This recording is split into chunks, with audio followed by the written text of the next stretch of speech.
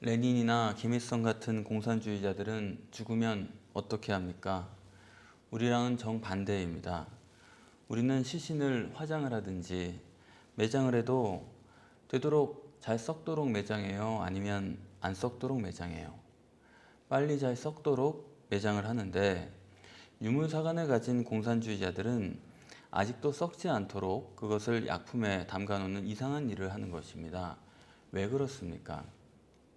그들은 물질이 근본이고 육체가 전부이기 때문에 그렇게 하는 것입니다. 인간을 평가할 때 우리가 겉으로 드러난 것으로 평가해서는 안 되는 거예요. 그러면 사람을 어떻게 뭘로 평가합니까? 근본적으로 그가 가지고 있는 인간관, 근본적으로 가지고 있는 그의 가치관으로 그 사람을 평가해야 되는 것입니다.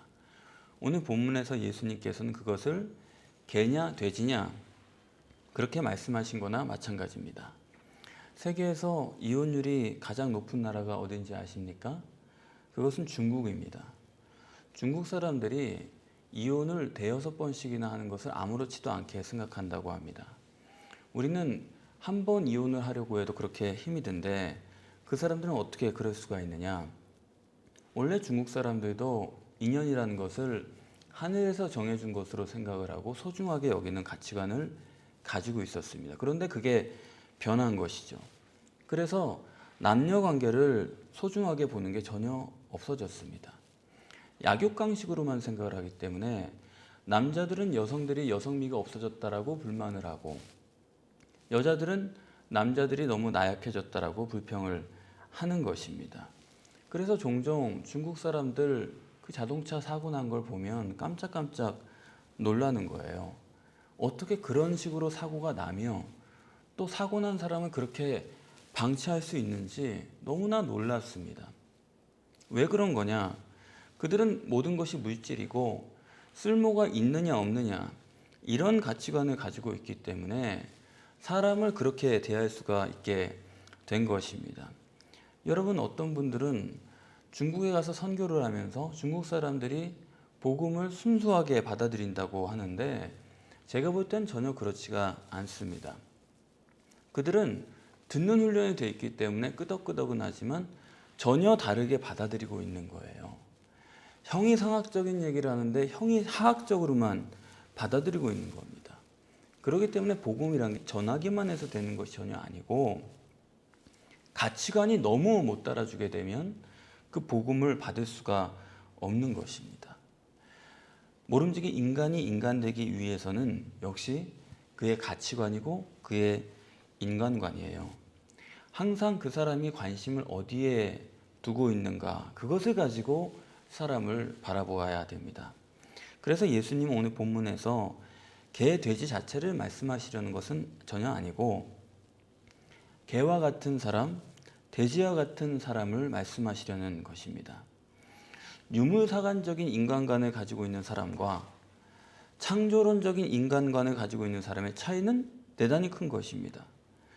영혼을 믿는 사람과 영혼을 믿지 않는 사람의 차이는 또 큰 것입니다.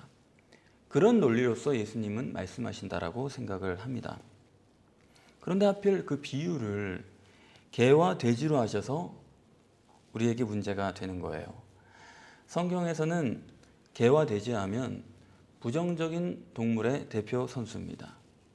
우선 동물이 정하냐 부정하냐 하는 것은 창세기 7장의 노아 홍수 때 짐승들을 방주에 태우면서 그때부터 정한 동물, 부정한 동물을 이야기했습니다. 그때부터 구별을 했고요. 그리고 율법에서도 먹을 수 있는 정한 동물, 또 먹을 수 없는 부정한 동물을 나누어서 생각을 했습니다. 그것 때문에 우리 그리스도인들도 아직도 이것에 논란을 가지고 있죠.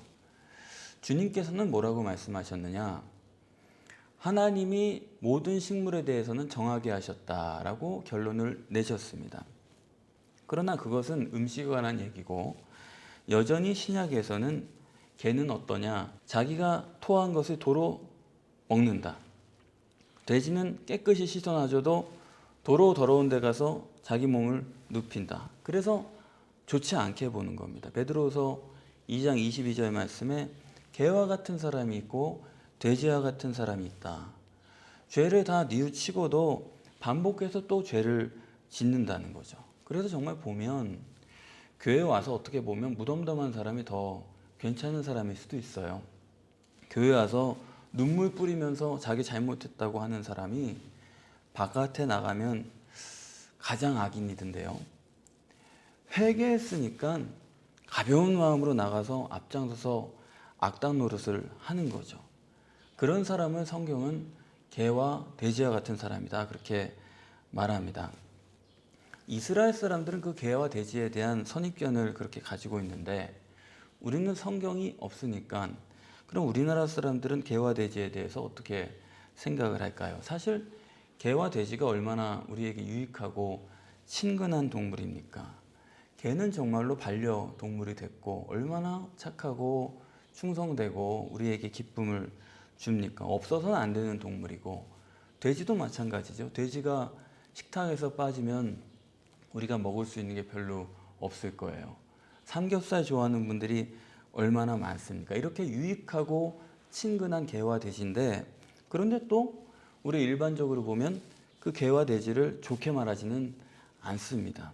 그래서 개 같은 놈이다, 돼지 같은 인간이다, 그렇게 말하지 않습니까?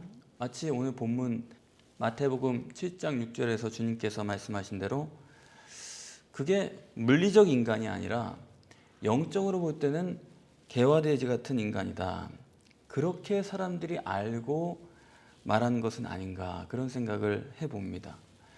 본문에서 예수님께서는 인간을 세 가지 유형으로 나누어 말씀하고 있습니다. 개와 같은 사람이 있다, 돼지와 같은 사람이 있다, 그리고 하나 더 있어요. 사람 같은 사람이 있다. 오늘 본문에서 그렇게 명시하진 않았지만 우리는 그것을 읽을 수가 있습니다.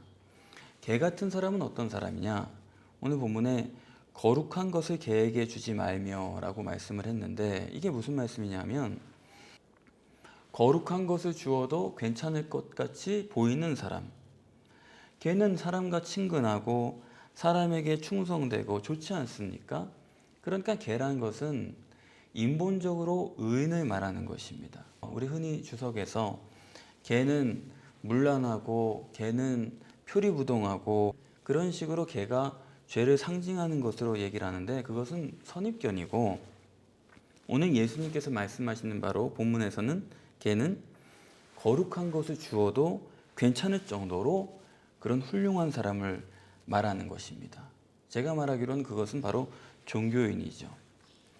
영적으로 거룩한 것을 주어도 될 사람으로 보이는, 그러나 실은 물리적 인간을 개라고 표현을 한 것입니다. 성경 말씀대로는 죽기 위하여 태어난 이성 없는 짐승 같은 사람이다, 그게 바로 개라는 것입니다. 그러면 실제로 그렇죠.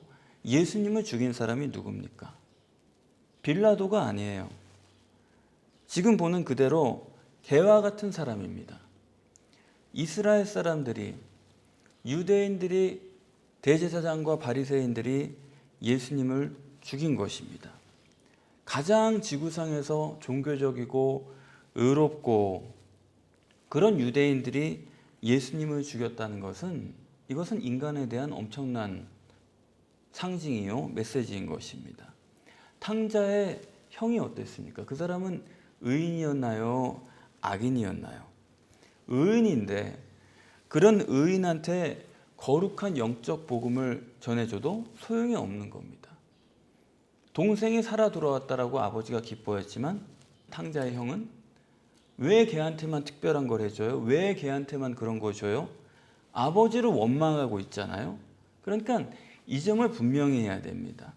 의인인데, 종교인인데 정말 거룩한 복음을 주었을 때는 그것을 받지 못했다라는 것입니다. 그래서 저는 자기가 의인이라고 몇 가지 기준을 가지고 생각하는 사람 쳐놓고 영적으로 복음을 받아들이는 사람을 못 봤습니다. 오늘 본문에 따르면 개와 같이 예수님을 잘 믿는 거예요. 그래서 저 사람이 왜 저렇게 진리를 안 받아들이나, 저 사람이 왜 저렇게 복음을 있는 그대로 안 받아들이나 모르겠다 생각이 되지만, 그러나 아니요, 개와 같은 사람이기 때문에 그것은 당연한 것입니다. 보이지 않는 것은 못 받아들이는 거예요. 내가 생각하지 않았던 것을 복음으로 다가오면 못 받아들이는 것입니다. 자, 그 다음에 돼지는 앞서서 개는 거룩한 것을 준 거죠. 거룩한 것은 보이지 않는 것을 준 것이고, 그리고 돼지는 여기 진주라고 했으니까 보이는 것을 주는 것입니다. 돼지는 감촉으로 느끼고 먹어보고 맛으로 아는 것이죠. 다시 말하면 이 돼지는 이방인의 의인을 얘기하는 것입니다. 나름대로는 자기 사는 기준이 명확합니다. 나름대로는 의의 기준을 가지고 있습니다. 이렇게 하는 게 사람답게 사는 거고, 이렇게 행하는 것이 잘하는 것이고, 그러나 그런 것들이 영적으로는 다 아니라는 것입니다. 이 점이 정말 참 복음을 전하는 데 있어서 어려운 점이에요. 자기를 의인이라고 자처하는 사람, 그런 사람에게 그래도 그러지 말고 예수님 믿고 구원 받으셔야죠, 그렇게 말씀드리면 뭐라고 말합니까? 아니요, 목사님, 사람이 꼭 교회 다니고 예수 믿어야 되는 건 아니죠. 착하게 살고 얼마든지 그렇게 할 수 있는 건데 뭘 그렇게 꼭 교회를 나가고, 지금도 잘하고 있습니다. 애를 쓰겠습니다. 저는 정말로 그런 줄 알았거든요. 그런데 나중 보니까 아니더라고요. 저는 이제 뷔페를 가면 거기서 접시를 하나로 사용을 합니다. 식사 끝날 때까지 거의 여러 개를 쓰지 않으려고 애를 쓰는데, 한 그릇 가지고 갖다 먹고 또 들고 가서 그릇을 사용하고 그러니까 같이 있는 사람들이 조금 뭐라 그래요. 왜 자꾸 접시를 들고 다니냐고. 여기 놓고 치우게 놔두고 가져가서 새 거 쓰지. 그런데 저는 저 나름대로 생각이 있어요. 물론 좀 지혜롭게 배분을 해야지 그릇을 깨끗하게 쓸 수는 있는데, 그러나 그릇도 무겁고 옮기기 힘들고 그것도 설거지하는 사람이 있고 물도 많이 쓰고 그렇기 때문에 그릇은 그냥 한 개로 이렇게 처리를 하는 게 좋다라고 저는 생각을 합니다. 그런 건 누구 보라고 하는 건 절대 아니고, 그게 나름대로 저 나름대로 하나님 앞에서 하나님과 나 사이의 문제로 그렇게 하는 것이고, 그건 남에게까지 들이댈 것도 아니고, 남이 그렇게 그릇을 여러 개 쓴다고 그렇게 좋지 않게 보는 것도 전혀 아닙니다. 다만 정말로 자기가 의인이라고 자처하는 사람, 그건 확실히 힘들고 피곤한 면이 있어요. 자기가 의인이라고 자처하는 사람만큼 남을 힘들게 하는 사람도 없습니다. 오죽하면 예수님께서 그런 사람을 돼지와 같은 사람이라고 말씀을 하셨겠습니까? 이 인간관이 바로 되지 않으면 이 사람은 절대로, 여러분, 사람이 자기를 아는 것 같아도 자기 양심을 모른다니까요. 내가 생각하는 내 양심이지 그것은 절대적인 것이 될 수가 없는 것입니다. 세 번째로 예수님께서는 인간 같은 인간, 사람다운 사람을 말씀하고 있습니다. 그러면 사람 같은 사람은 누구냐? 이 사람은 내 육체나 또 눈에 보이지 않는 내 마음의 활동까지도 그 주체는 내 영혼이다, 하나님이다, 이렇게 믿는 사람입니다. 관심이 항상 영혼인 사람, 세상 일을 하는 것 같아도 항상 영혼에 초점이 가 있는 사람을 말하는 것입니다. 그래서 사실은 교회라는 데가 아무나 올 수 있는 데가 아니고, 진화론적이고 물리적인 인간 때문에 항상 고민을 하는 사람은 교회에 와도 듣는 게 아니고 또 올 수 있는 것도 아닙니다. 그래서 예수님께서는 이 7장을 통해서 내 눈에 들보를 뽑았냐? 그게 1절에서 5절의 말씀이죠. 먼저 들보를 뽑아서 이제는 너 자신을 밝히 보고 그 다음에는 상대방을 분별하라는 것입니다. 개처럼 돼지처럼 그렇게 사는 사람을 분별해야 되는 것이지, 아무렇게나 그렇게 상대할 수 있는 것은 아니다. 아무렇게나 되는 것은 아니라는 것입니다. 그래서 목회라는 게 어려운 거예요. 다 같은 사람이고 다 비슷한 환경에 사는 사람인 줄 알았는데, 거기에는 개와 같은 사람도 있고 돼지와 같은 사람도 많더라고요. 회사처럼 우리가 목표가 한 가지라고 하면 좋겠는데 그대로 그 목표를 향해서 몰고 나가면 되니까. 그런데 다 같이 앉아 있는 것 같아도 사람마다 목표가 다 다르니까요. 그래서 하나님도 힘드시고 목회도 힘든 것입니다. 정치도 마찬가지죠. 정치도 힘든 거예요. 왜냐하면 우리는 그게 다 맞다고 생각을 하지만 또 한편에서는 완전히 반대로 생각을 하니까요. 주님께서는 거룩한 것을 개에게 주지 말라. 그 말은 무슨 말씀입니까? 아무것도 주지 말라는 얘기는 아니에요. 주되 맞춤형으로 주라는 것이죠. 개는 개에게 맡겨줘야 되는 거고 돼지는 돼지에게 맡겨 주어야 되는 것입니다. 설교라는 것도요, 사실은 어디까지 줄 것인가의 문제예요. 그래서 그 교회의 수준은 뭐냐? 그 전체가 꼭대기가 어디에 있느냐? 거기 어디까지 꼭대기를 정할 것이냐 하는 문제입니다. 피라밋 같은 모형이 될 수는 없고 가장 좋은 교회의 모습은 위가 산마루처럼 널찍하니 그 정상에 얼마만큼 많은 사람들이 올라가 있을 수 있느냐, 그것이 바로 목회 성공의 조건이라고 생각을 합니다. 그런데 개와 같은 사람, 돼지와 같은 사람이 다 같이 섞여 있거든요. 어려워요. 그러면 거룩한 것을 개에게 주지 말라는 말은 맞춤형으로 주라는 말씀이고, 맞춤형으로 주지 않으면 그건 주나 마나라는 거지요. 인간은 전부 제멋대로이기 때문에, 그래서 본문에서는 그것을 맞춤형으로 주지 않으면 발로 밟는다는 겁니다. 저도 거룩한 것을 줘도 전혀 쓸데없다라는 것이죠. 전혀 쓸모없는 것으로 생각한다는 것이죠. 우리가 복음을 전해도 성경을 있는 그대로 전해줘도 그게 탁 이해가 되지 않으면 그거는 쓸모가 없는 겁니다. 그래서 사실은 우리가 기도를 하는 것이 딱 한 번 기회가 있거든요. 그전에는 이게 무슨 얘기인가? 이게 뭐 색다른 얘기인가? 나랑은 상관없는 얘기다? 이렇게 생각을 했는데 하나님의 시간, 온 타임이 있으면 그 한 번 딱 알아지는 거예요. 아, 그걸 실마리로 해가지고 모든 것을 다르게 들을 수가 있게 되는 것입니다.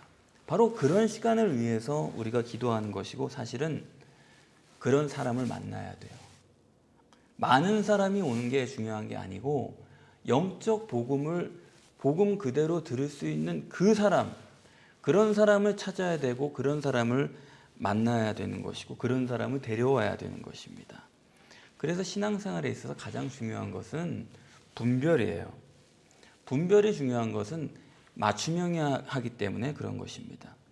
신앙에 대해서 다 아는 것 같아도 얘기해 보면요, 전혀 딴 말을 하는 겁니다.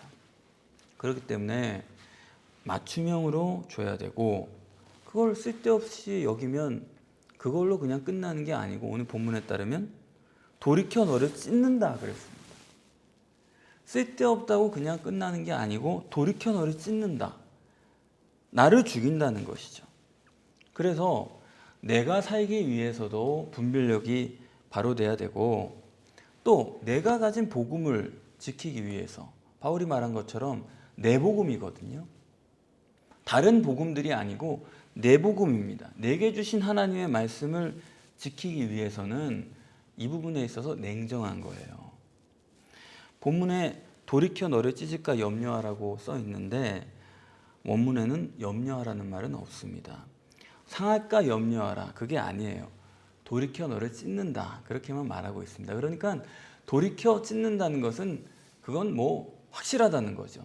인간은 돌이켜 찢는다는 겁니다.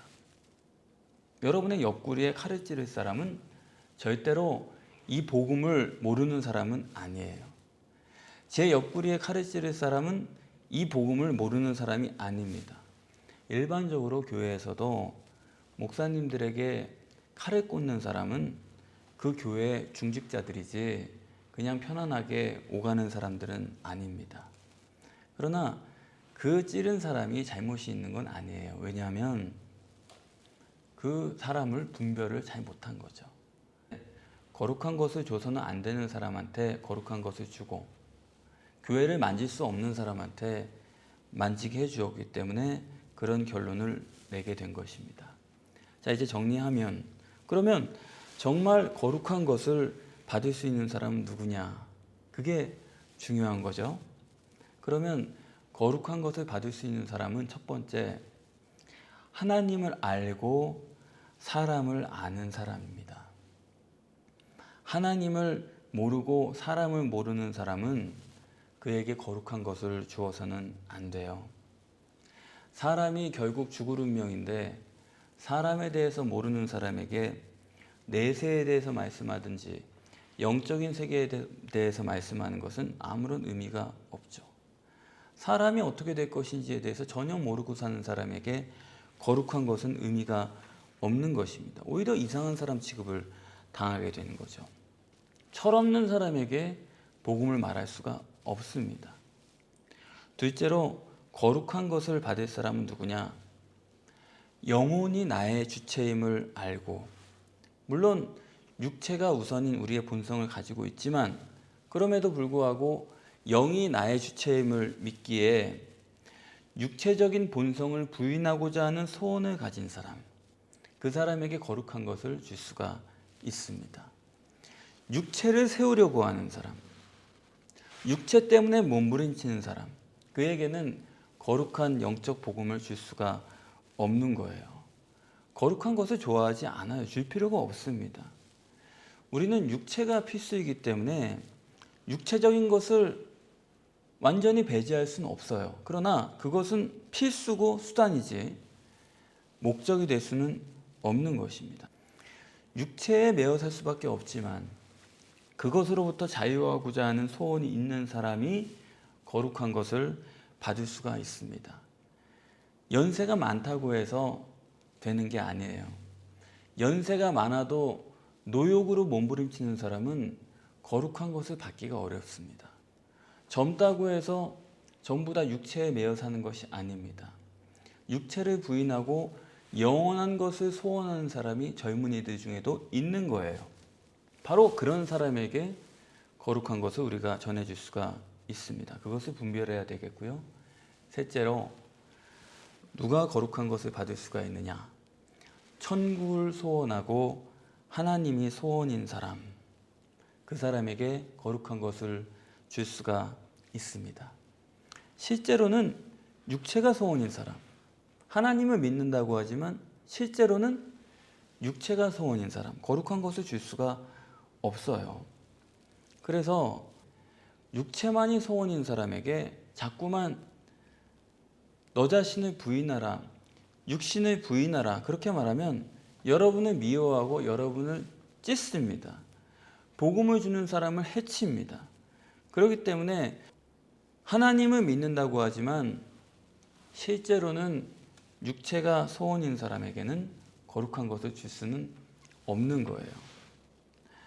바울이 말한 것처럼 내가 이방인을 위해서는 이방인처럼, 유대인을 위해서는 유대인처럼 살았다고 한 것처럼 우리는 개와 같은 사람을 위해서는 개 같은 사람으로, 돼지와 같은 사람을 위해서는 돼지 같은 사람으로, 그리고 참 가난한 심령을 가진 사람을 위해서는 우리도 가난한 심령이 되어서 생명의 거룩한 것을 나눠주어서 하나님 나라를 확장하고 영혼 구원을 끝까지 성공적으로 이루는 여러분들이 되시기를 바랍니다.